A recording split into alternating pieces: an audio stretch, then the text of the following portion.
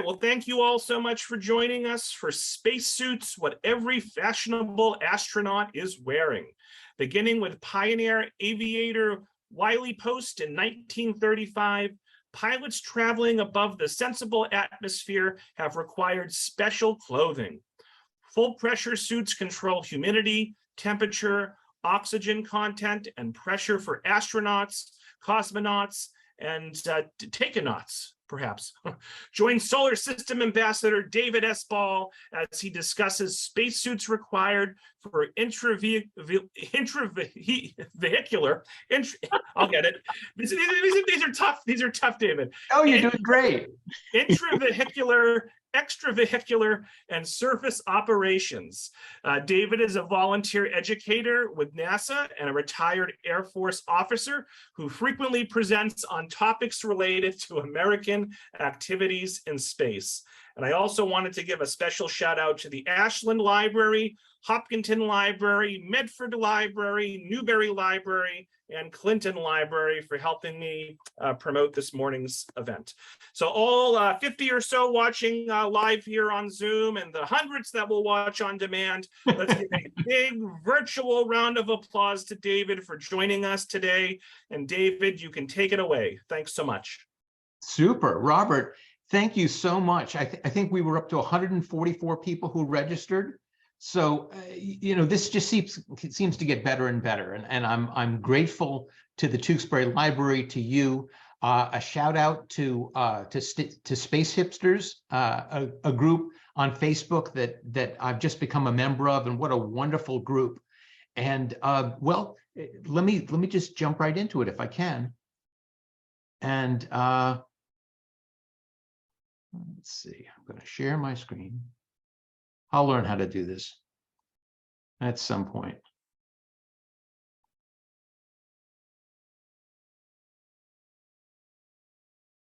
Whoops. Okay. All right. So we all set? Great. Okay. As Robert said, my name is David Ball. I'm a volunteer educator with the Jet Propulsion Laboratory.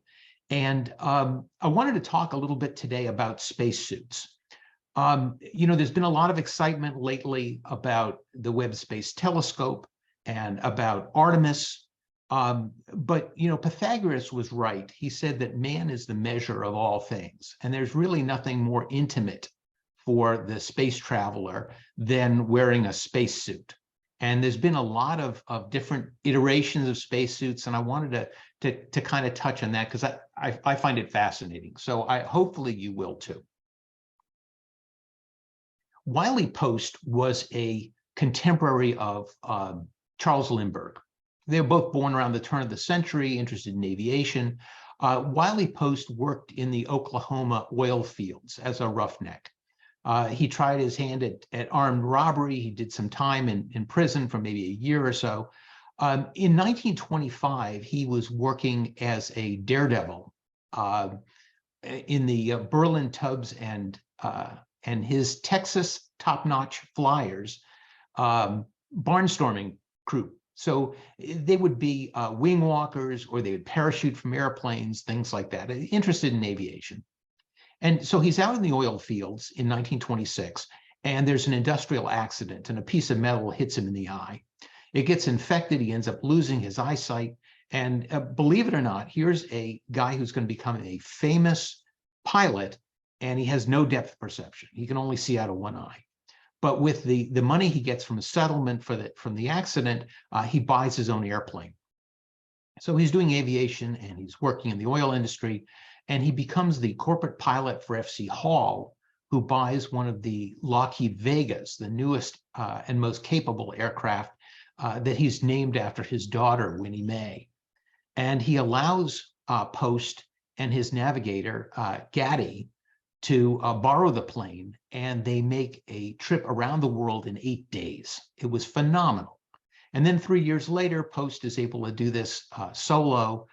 He's quite the aviator. And one of the things that he notices is that when he's at extreme altitudes, there's a prevailing wind that goes from west to east across the United States. And actually, it goes around the world, that we call the jet stream. And it allows you to have a tailwind of phenomenal proportions. I mean, the wind is blowing 200, 250 miles an hour. You could just turn off your engine and just float right across the country. Or you could end up going, essentially supersonic when you're not really a supersonic plane. But the problem with flying aircraft, certainly in the 1930s, but even today, at 50,000 feet, is it's above the sensible atmosphere. And there are problems with that. For human beings, we need to have breathable oxygen. We need to have a certain pressure against our bodies. Temperature needs to be controlled and things like that. So he approaches the B.F. Goodrich tire people, the rubber manufacturer, and he works with a guy, Russell Cawley, who's an engineer, and they design a suit and they put kind of a diving bell helmet on it. And it's got a couple of attachments. It can pipe in oxygen. He can also plug in his communications gear, and he's able to pressurize this thing and fly at these extreme altitudes. Now, unfortunately, his career was cut short. He was a friend with the humorist Will Rogers, and they were up in Alaska. And they were taking off out of Barrow, and the plane crashed, and they were both killed. But this is the first pressure suit, and everything that follows from that. So why do we need spacesuits at all? So here are a couple of things. One is that we need to have breathable oxygen. All living cells in the body require oxygen. We need to have some atmospheric pressure against our bodies, because all of the gases that are dissolved in our blood will just come out of the blood. They'll boil over, like you can see this. This guy's got some water sitting in a cup, and it's just boiling. There are also temperature extremes. If you're walking on the surface of the moon, it's 250 degrees in the sunlight, and it's 250 degrees below zero in the shade. You obviously, you need some temperature protection. Also radiation. With our atmosphere, we're able to screen out UV radiation, which is very harmful, but you don't have that in space. You also want to be able to talk to people. Also, we put down space dust, but any kinds of micrometeorites, anything, even a little fleck of paint, if it's traveling fast enough, could be a real problem. So it's important that we have some sort of micrometeorite protection. And lastly, I put down SAFER, which is not really a spacesuit, but SAFER is an acronym that stands for simplified SAFER, simplified.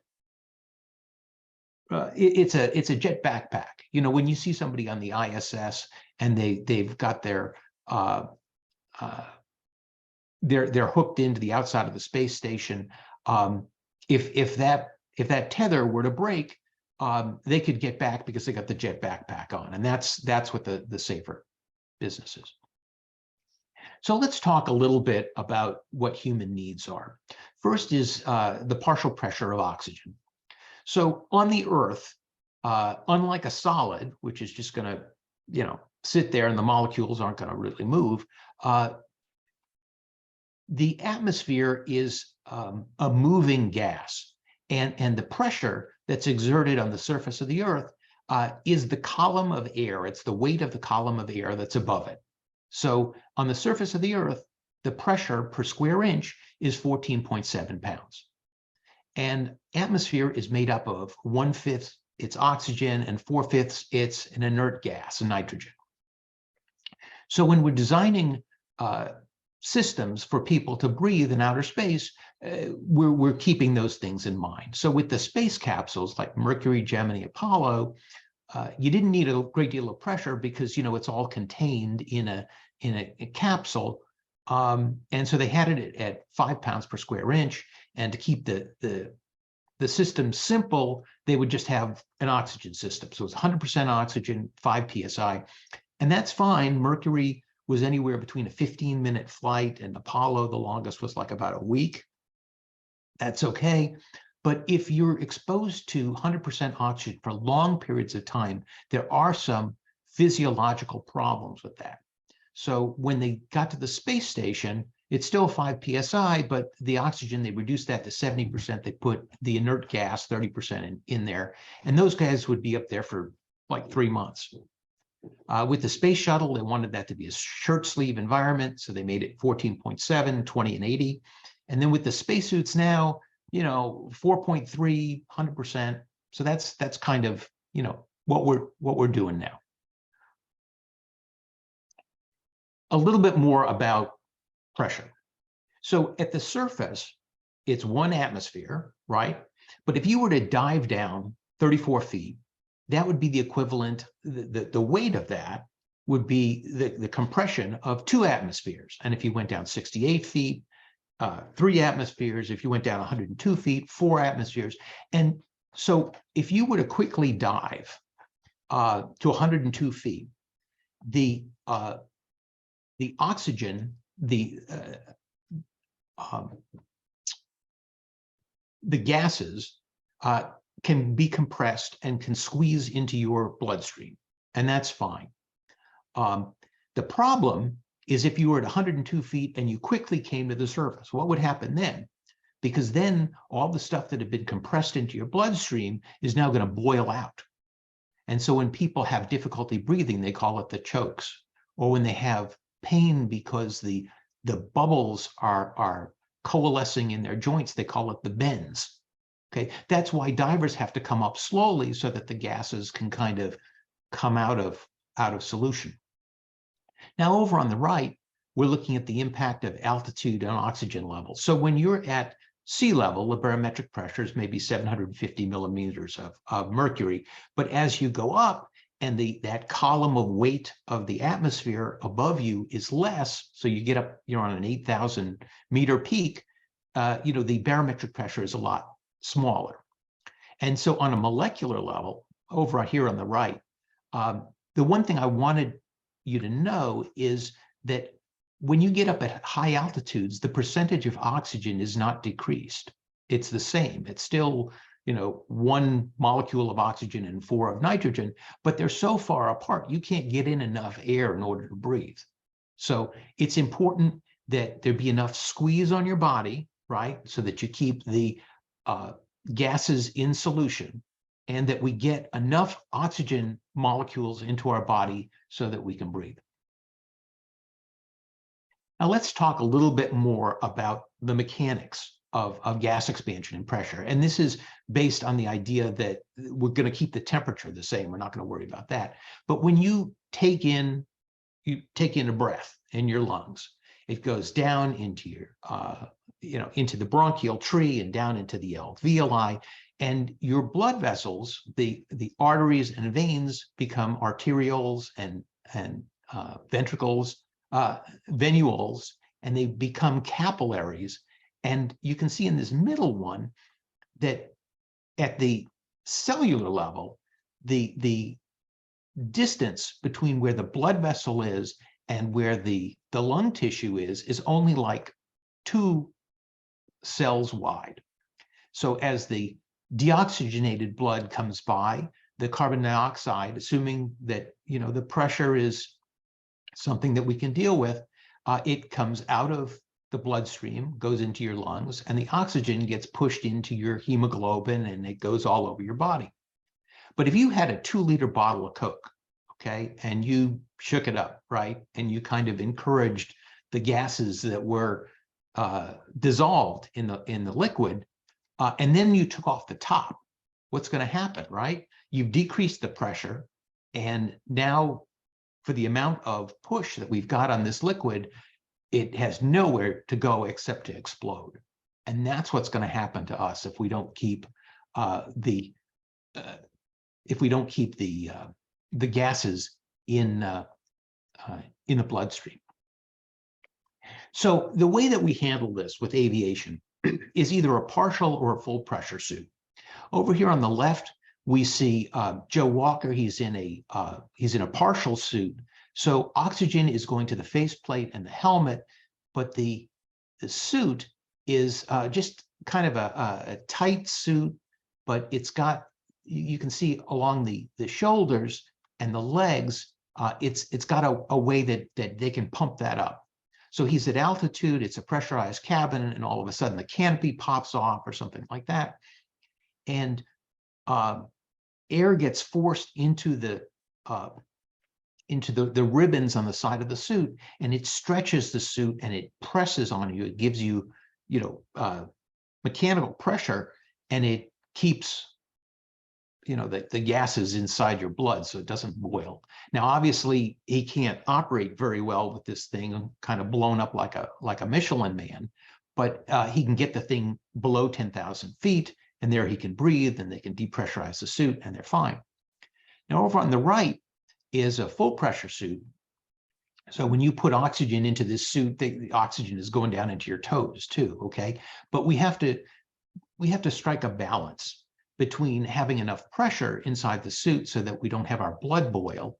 But we also want, if you have it too tight, imagine that you've pumped up a tire on your bicycle. If you have it really tight, you can't move. There's no mobility. So we have to strike that balance between mobility and safety.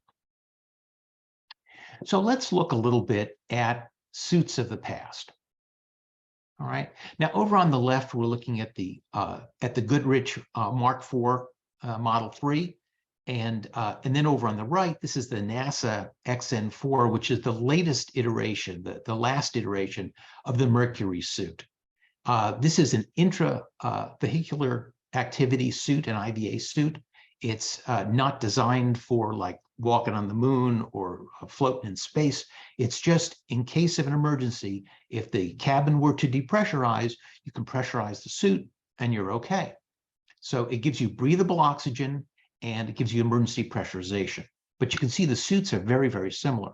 So it's time for 2 bonus questions. And Robert, you can either, share them now or we can do it later. But the 2 bonus questions are, first of all, I'm looking at this white strap that's running from the crotch all the way up to the guy's chest, and then it's got a little pulley there. What is that white strap about? You can see it on both suits. And then the second question is, well, why is it silver? The other one was green. Why did they do that? So we can either discuss that now or we can discuss it later. I'll leave it to Robert. But I will move to my next slide. David, we do have a couple of guesses in the chat. Okay, go ahead. Okay, Tom says it prevents the suit from rising up if inflated. That is his guess. And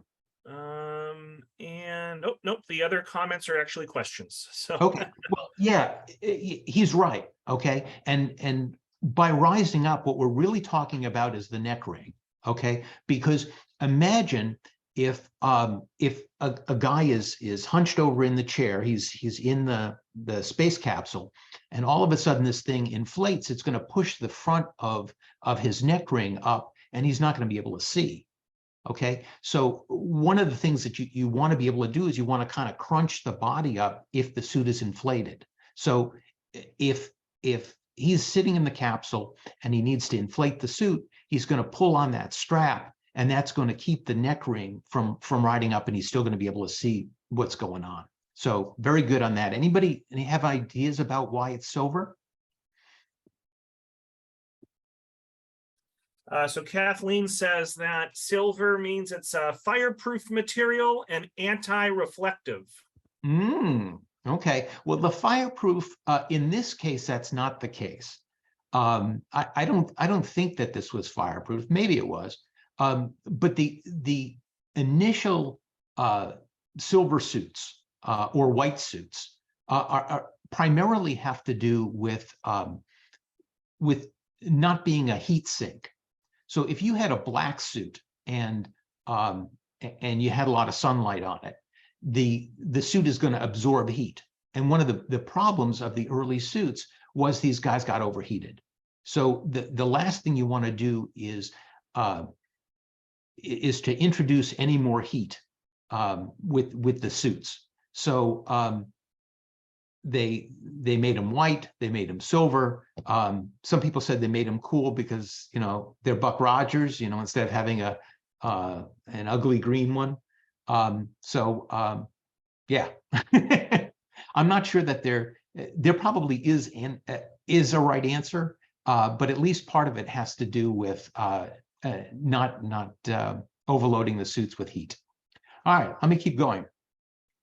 All right, so when we get to Project Gemini, and over here on the left, you can see that's Neil Armstrong with the X-15, and he's wearing an early David Clark, and it's a silver suit.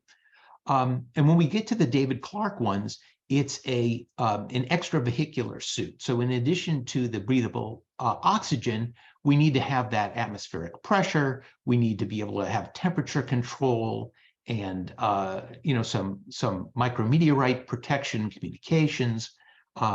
It's a much more advanced suit. And imagine with the Mercury suits that they're like 3 layers thick, and that the Gemini ones are maybe 6 layers thick, and the Apollo ones are maybe 17 layers thick. So over time, we're making these much more complex, expensive, difficult to sew, and all of that.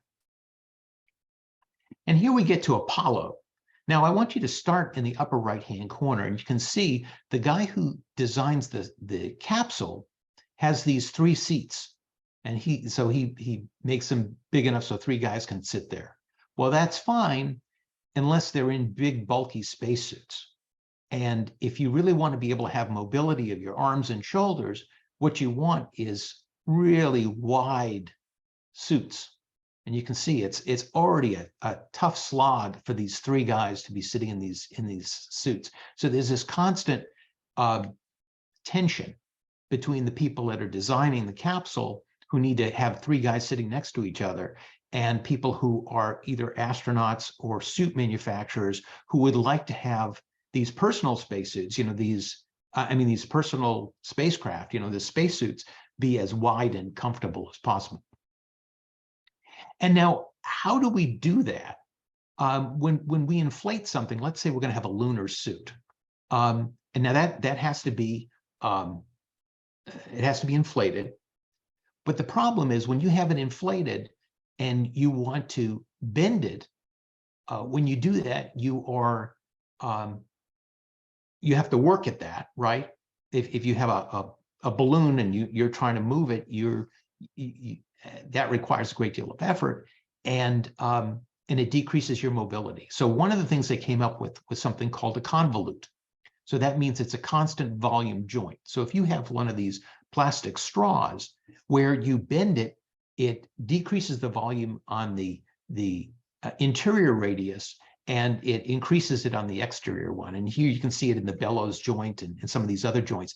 And they became incredibly complex. Here's this 2-bearing rolling convolute shoulder, and then they started doing these origami joints, and this stuff became an incredible science. So, you know, on the outside, it looks like a simple thing. It's incredibly difficult. So here on the left, you can see the Apollo 1 crew. They're in David Clark's. Okay, it looks like they look like Gemini suits. And over here on the bottom, these guys look like they're about to play football. This is the Apollo 7 guys, and they're wearing ones from ILC. You can see they've got those wide shoulders, and they're very different suits. So this is the Apollo made by International Latex. This is the A7L, and you can see Aldrin there on the moon on the left. But underneath the outer garment, you can see all of these bellow joints, and you can see what's required to really make somebody mobile as well as safe. And it's incredibly complex and not all that comfortable. And over here on the right, you can see one of the guys in a lunar rover. Well, you couldn't sit in a lunar rover in an A7L. Okay, so you can see in the A7LB, they made a waist to it, so you could sit and, you know, tool around on the moon. And then, and let's just kind of put these in our heads and be thinking at the end of our talk, what would the possible advantages be to hard suits? We've kind of over the years been trying to come up with these hard suits or hybrid suits that are partially hard and partially soft. And we spend an awful lot of time and money and expertise doing this. And why would we do that? So kind of give that some thought. So let's talk a little bit about the suits, the present. So one of them here is the ACES suit. This comes out of David Clark and like the SR-71, that sort of stuff. It's a pumpkin suit, right? It looks like something from Halloween. And with Orion and Artemis, they came up with the Orion Crew Survival System suit. It's a pumpkin suit. It's a ACES suit. You know, it's styled a little bit different, has a couple little improvements, basically the same suit. And then Boeing, which has their Starliner, you know, which looks like a Apollo capsule, right? Only a little bit bigger. And they both got ILC Dover and David Clark to design suits. They're both supplying Boeing. And with an homage to Henry Ford, you can have those suits in whatever color you want, as long as they're blue, you know, as long as they look like a Boeing suit.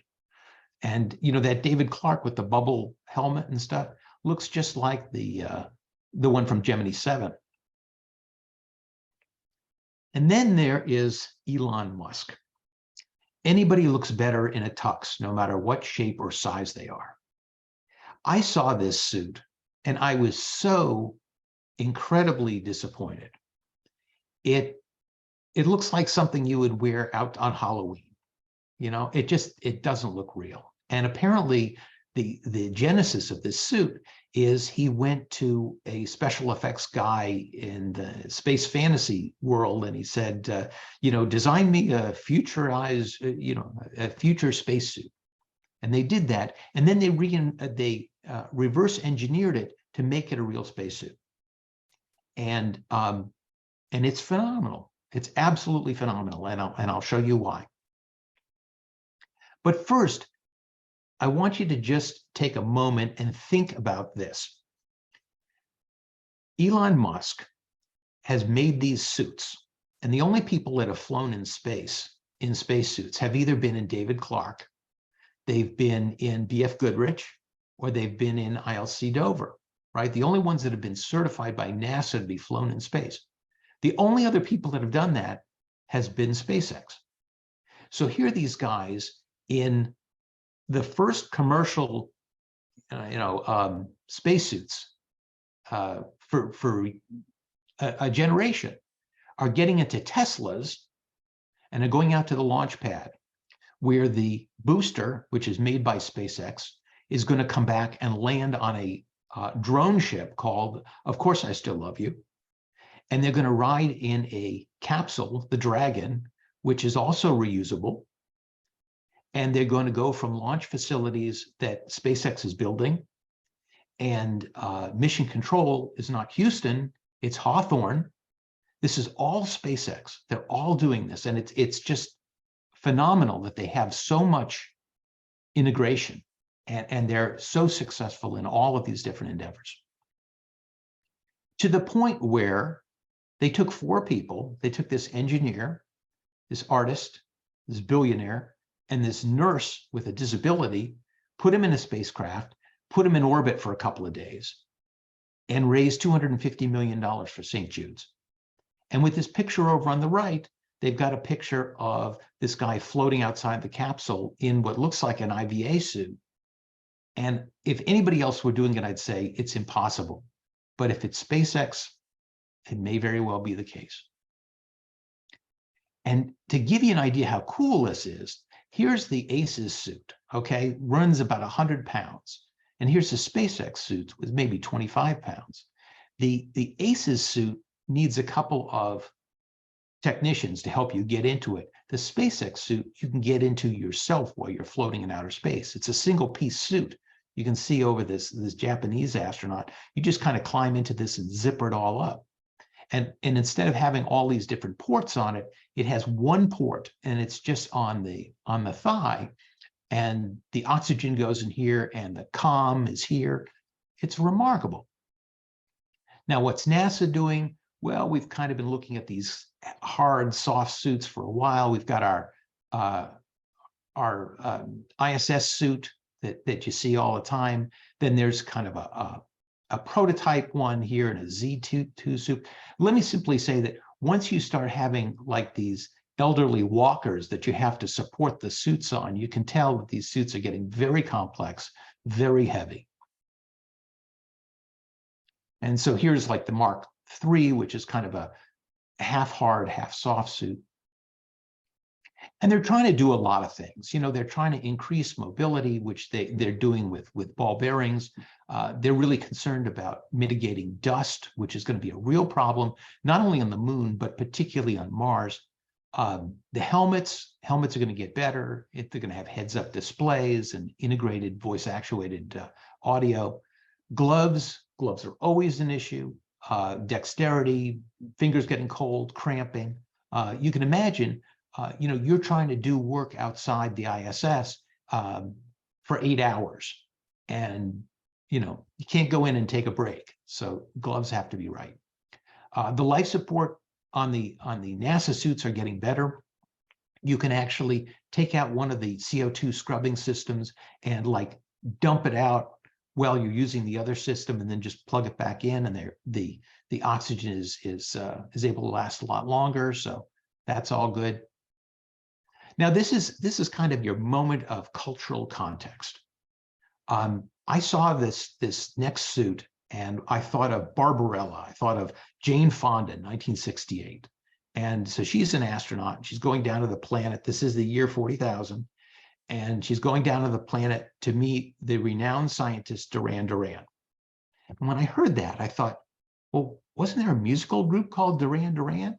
And you know, where did they get their name from? And it turns out that they got their name from the renowned scientist Duran Duran from the 1968 film Barbarella with Jane Fonda. So here you got this vision of Jane Fonda, and now look at Dava Newman. She's a former NASA deputy administrator, and she teaches at MIT. And she's working on something called the biosuit. So instead of having a full pressure suit where you pump in a lot of gases and the gases compress on your body, she's kind of gone back to the partial pressure suit idea that if you have something that's skin tight and that's actually doing the compression, that you can have the same level of safety, but you can have a great deal more mobility and a great deal more comfort. And what they've come up with is that there are certain shape memory alloys. These are nickel titanium that if you run a current through them and you get them to a certain temperature between 60 and 160 degrees centigrade, that they can form, that these springs change shape, and you can run threads through them. And so you get into this suit and it's pretty comfortable, and all of a sudden you turn the suit on and it sucks up and gives you the pressure that you need in order to live. So this is great, going to be a great idea. It does have some issues. One is you don't want to overheat, right? 60 to 160 degrees centigrade, that's awfully hot. And now you've got this heavy battery you got to carry around, right, to keep the suit sucked up. So really what you want is you want something, okay, you've locked the coils in place, and then apply a current and it'll unlock it, or have some other mechanism or something like that. So it's in the works. It's an alternative to these, pumpkin suits and things like that. It's an interesting idea. So here's my question. Why don't we just start with a blank sheet of paper? You see these ACES suits and, the Apollo capsules that now become Starliner. Why don't we just start fresh? So you go with the MIT or you go with the Elon Musk or something like that. These look like they make so much more sense. And here's why we don't just start with a blank sheet of paper. I just want you to kind of give this a little bit of thought. So in 1999, there was a lot of concern that when the year 2000 happened, computers would crash. And the reason was that in early computing, the amount of memory that a device had was limited. So when you wanted to describe a year, instead of saying 1950, 1978, 1990, you just drop the 1 and the 9, and you just use the last 2. Because everybody knew, or the computer knew, that if you put in 70, you meant 1970. Now, what happens when you get to the year 2000? So now when you have 00, it doesn't know, the computer doesn't know whether you mean 1900 or 2000. And is something going to crash? So around in 1970, let's say, most computers had something called magnetic core. So the magnets had a property that when you weaved wires through them, and then you charged those wires, you would orient those magnets, and that would represent memory. So that's core memory. And when they started designing the space shuttle, and it's got 5 computers to tell it what to do, they wanted to switch from core memory to semiconductors. And they went ahead and did that. And an interesting thing happened. Well, first of all, let me just touch on the Y2K thing. It turns out that businesses for several years before Y2K kind of upgraded their computers, and when the whole system was designed to only have 2 digits for the year, the thought was, well, nobody in the year 2000 is going to be still using software from 1975. But it turns out that one of the last groups to upgrade was a space shuttle. And there was concern that if the space shuttle were flying at New Year's, that something bad would happen, that a thruster would go off, or that it would lose communications or something like that. And that's because they were using old technology. And for some people like me, who looked at that and said, you got to be kidding. The space shuttle is going to be something that's going to have a Y2K problem? Why don't we just go over to Best Buy and buy a new Dell and put it in the put it in the spacecraft? And here's the answer why.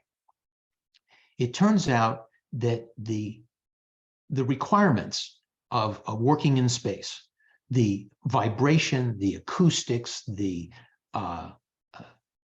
electronics, all the things associated with being in space and doing space flight, all this stuff is hard, and it tests the limits of things. And things will happen that you wouldn't imagine would happen. You wouldn't think that this would be a problem. So you really want to understand the systems you're using. You want them to be bulletproof. You don't want to be leading edge kind of stuff. You want to know how every resistor and capacitor works and what would happen if you did this. And that's how they got back from Apollo 13, right? They went back and they talked to the engineer that designed it and installed it and did the quality control check on it. That's how they were able to get back, because they understood that stuff. They weren't like starting with a blank sheet of paper and say, I don't know what it's going to do. And when they switched from magnetic core to the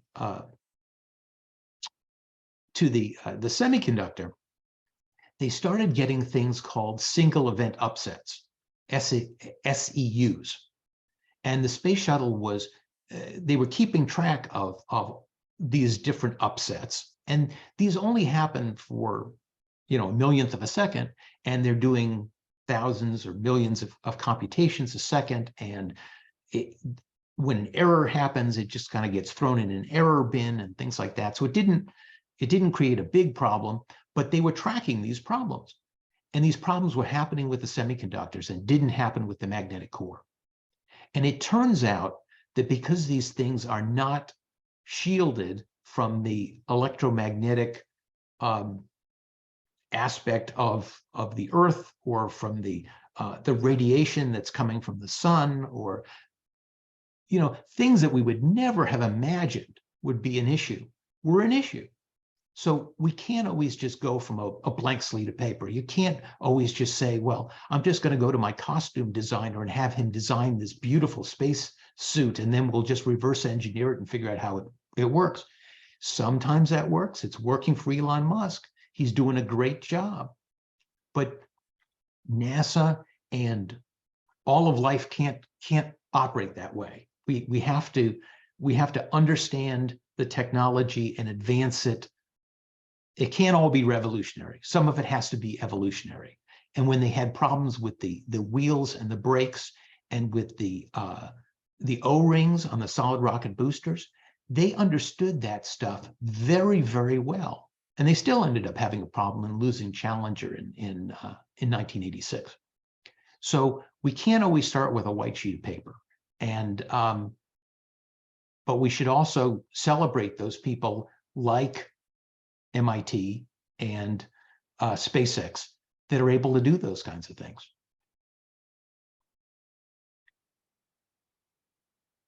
So that's okay. Yeah, I guess I did okay on time. So that's what I wanted to say about spacesuits. And Robert, let me turn it back over to you. Yeah, David, you did great on time. So thank you for that. So folks, if you have any comments or questions for David, oh, David, I like your image there. Not a real astronaut. Feel free to put them in the chat or the Q&A, and we'll take roughly 15 minutes of questions and comments. And we have a lot. Alana would like to know, does the pilot pump up his own compression suit and decide when, or is that controlled by others? Well, are we talking about Joe Walker in the 1950s? Are we talking about the guy in the Elon Musk spacesuit? The answer is no. It's not done by the pilot. Imagine if you're flying along and all of a sudden the canopy goes off. You might have just seconds to do whatever it is you're going to do, and for you to figure out how to pump up your suit, that's not going to happen. So it's automatic. It's something that it's part of the airplane or it's part of the spacecraft.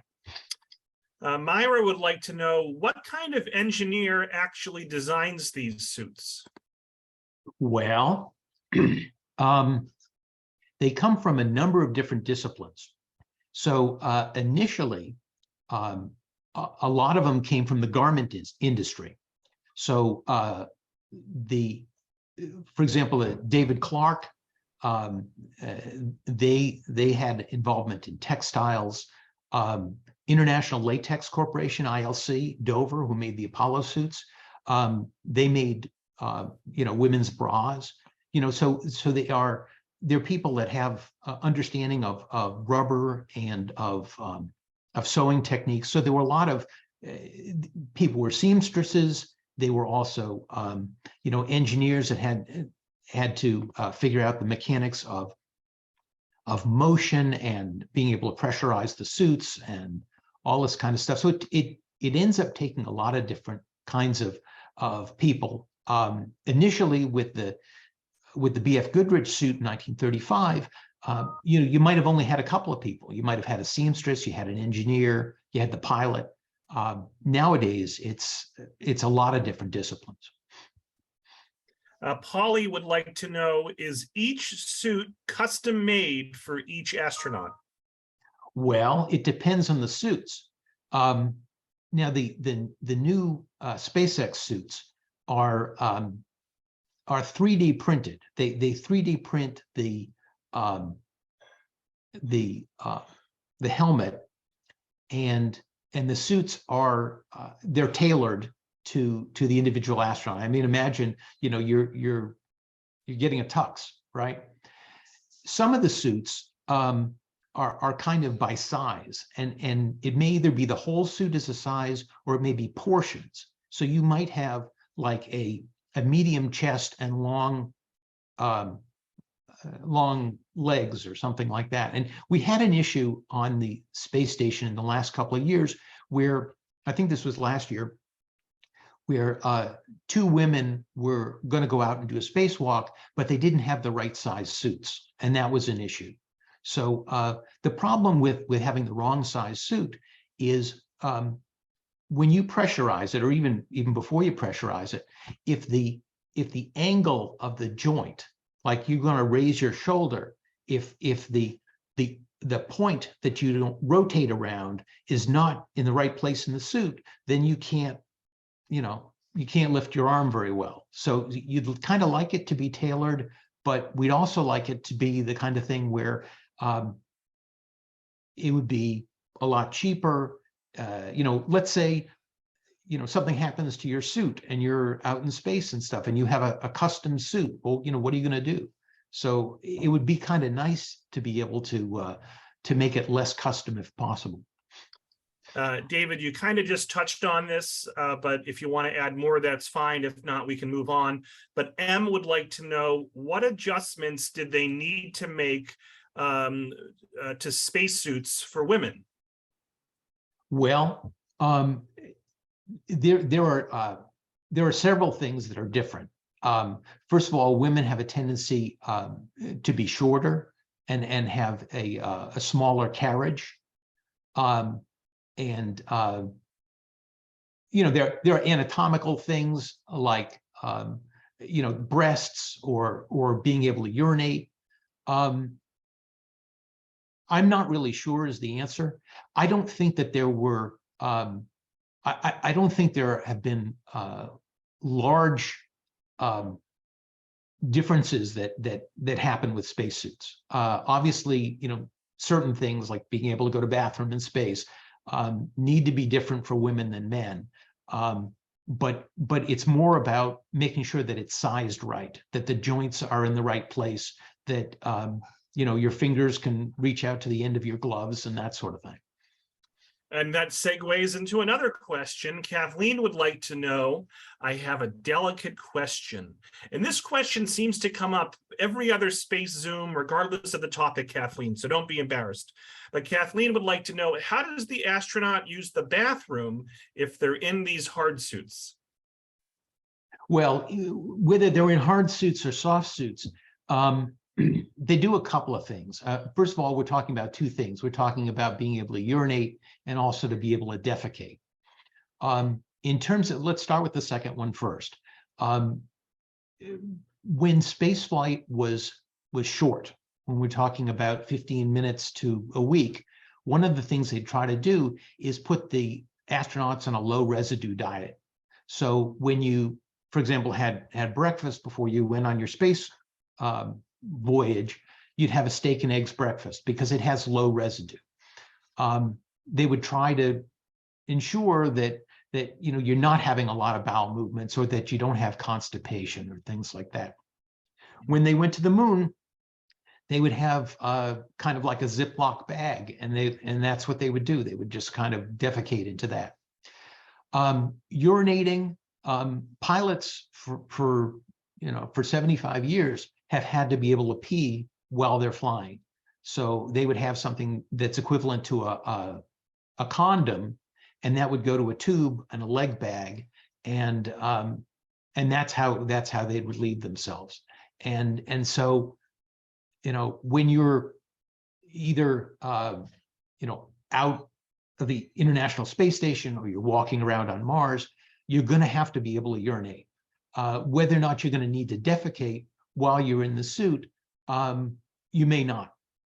And sometimes what they'll do is they'll have the guys in diapers, and just deal with that later. So last answer, you mentioned how custom suits, one of the downsides is that they're expensive. Not cheap, I think you said. Nancy wants to know, what is the price range for some of these suits? Well, it depends on whether you include the developmental costs, which in most things are the lion's share of it. Also, imagine that, like with Neil Armstrong, okay, first man to walk on the moon. Yeah, he's got his spacesuit, but he also has his training suit, and he also has his backup suit.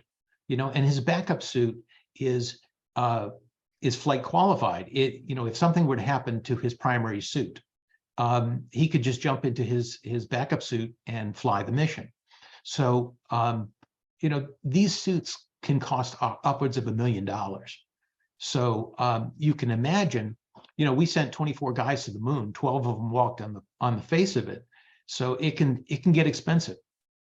As a matter of fact, recently, NASA decided that they didn't want to be in the suit designing and building business. They wanted to staff that out. So so they're in the process of awarding contracts to people to make those suits. Mike would like to know, what kind of spacesuits are the Chinese and Russians using? Well, the Chinese, they're taikonauts, and the Russians, the cosmonauts, they use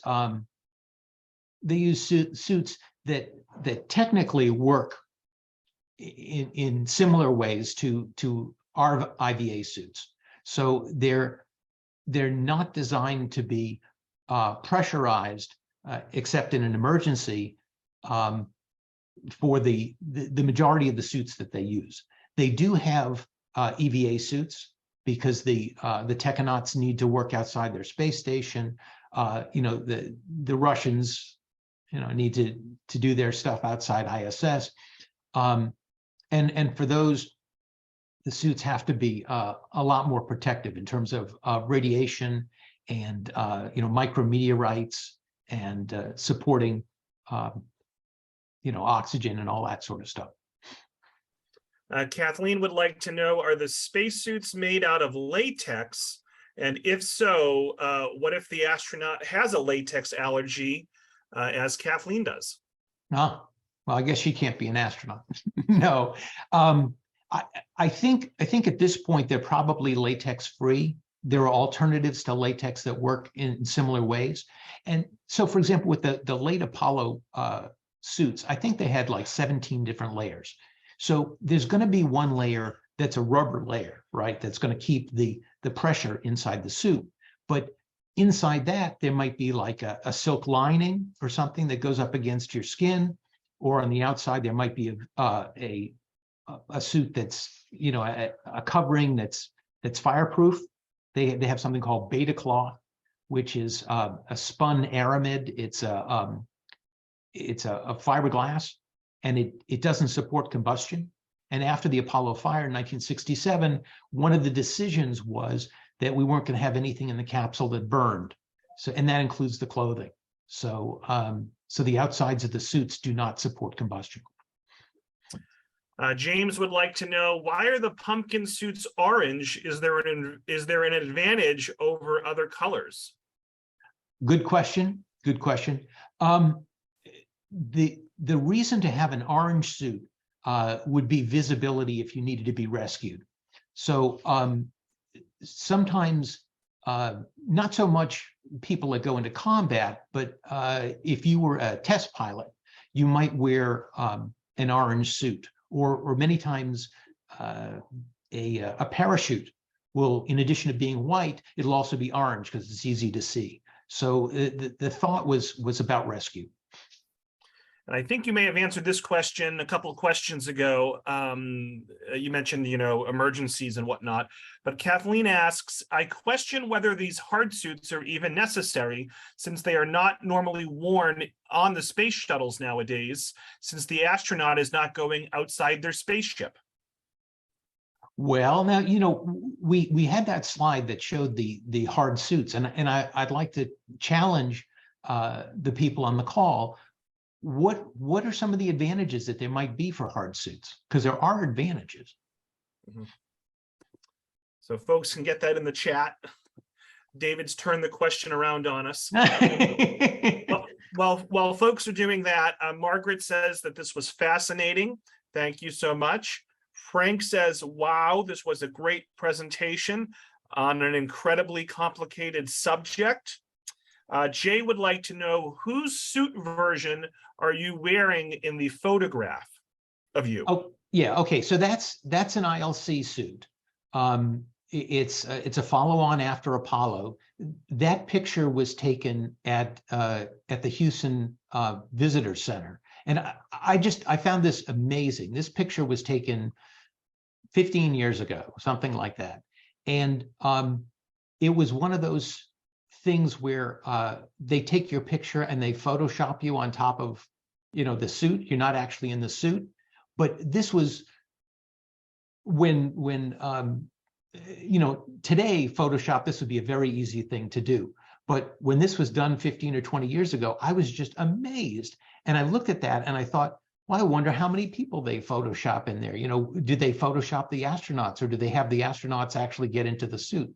The tradition was that when you became an astronaut, when you became not just a candidate, but when you were a full-fledged astronaut, you would get an official portrait done in the spacesuit of the era that you're in, and so if you were kind of in the Apollo era, you'd be in an Apollo suit. So this is a Apollo suit, but it's an add-on from the Apollo suit. It's kind of an early ISS, and so that would be for a spacewalk. You can see it's got the EMU in the back, so the jet backpack, so we can get back to the ISS. A couple of folks have answered your question. Jim says a hard suit can hold a higher internal pressure than a soft suit, and so the astronaut doesn't have to do pre-breathing before going out on an EVA. Yeah. There are a couple. That's a good answer. And Mike says, my guess is that hard spacesuits have similar advantages to deep diving hard suits involving pressure and cooling comfort. Alana says, I would imagine hard suits are puncture resistant, or at least more resistant than a soft suit. I think that's what we have for answers. Let me see. Yeah, it's primarily physiological. So if you get into a hard suit, you can, first of all, you can pressurize it more. That's true. But think about your comfort. Okay, if you get into something where the suit isn't pressing against you, you're kind of inside it. If it's not a place that has a joint, if it's your body, you can move around and be more comfortable. And you can also put all of these bearings so that you can make complicated movements with your wrist and with your elbow and your shoulder and your ankle. You can do all kinds of things with hard suits, both in terms of what the pressurization needs to be, and the need to pre-breathe, and the ability to do all kinds of complicated joint mobility issues and comfort. And on the other hand, these things are incredibly complex. They're incredibly expensive. You can't just throw a couple of extra ones on board. It's going to have to be exactly the right size. So we keep working at these hard suits, and it looks like there are going to be some kind of hybrid composites, but the full metal suit, I don't see that happening. Kathleen, so final question. It's going to go to Kathleen, who asks, what happens to the astronauts' spacesuits when they are finished with their missions? Are they recycled and reused, or how are they disposed of? Okay, well, it depends on the era. Generally, like in the Mercury, Gemini, Apollo, particularly in Apollo, when they would come back, when they'd be done with their mission, it was not uncommon for their training suit or their backup suit to be just kind of thrown into the mix. And if some engineer needed to test something out, or somebody needed to do some training and they were about the right size, they could just use that. And they just kind of reuse that stuff because it was very expensive. The National Air and Space Museum, the Smithsonian, has kind of a standing offer with NASA that if they think that a suit is significant, that they can have it. And a number of suits, the suits that went to the moon, are in the national collection. Now, we've gotten to the point where there were some suits that now exist that that are not created by the government or not owned by the government, right? So you got these 4 tourists that went for a couple of days in orbit in SpaceX suits. Well, those didn't belong to the U.S. government. So I imagine you got a space tourist or something. I guess he gets to keep the suit, right? He can do whatever he wants with it. Sometimes you'll see these suits on eBay. You can get a Russian spacesuit for $15,000. So yeah, so there are a couple out there. Most of the the old classic suits and things like that. Those are probably going to be in a museum. Tom recommends Lunar Outfitters by Bill Arey, A-Y-R-E-Y, a very good book on the Apollo suit development. Mary Jo says, I could easily watch this again to absorb more of the information. Thank you so much. And thankfully, Mary Jo, I did record and you will receive the recording. So I think that wraps up all questions and comments. We went for a good 20 minutes or so there. David, any last words before we wrap it up? Well, I have a wonderful time when I'm with you, Robert. And I just want to encourage people, if you enjoy this sort of stuff, what you should do is you should send Robert an email and tell him what you want to talk about and give me an opportunity to come back and talk to you again. Yeah, feel free to send me a standalone survey, but in addition, in the feedback survey, I'm sorry, send me a standalone email, but in the feedback survey, the very last question asks folks for future topic suggestions. So please do that as well. And we're going to give David a couple of months a break from us. But I'm sure we'll see him back at some point in early to mid 2023. So thank you all so much, David. Thank you as always. Wonderful job. And folks, look for that email from me later today with the recording, feedback survey, and some upcoming program information. So thank you all and have a great rest of your day. Thanks, David. Thanks, Robert. Yep. Bye-bye. Bye all.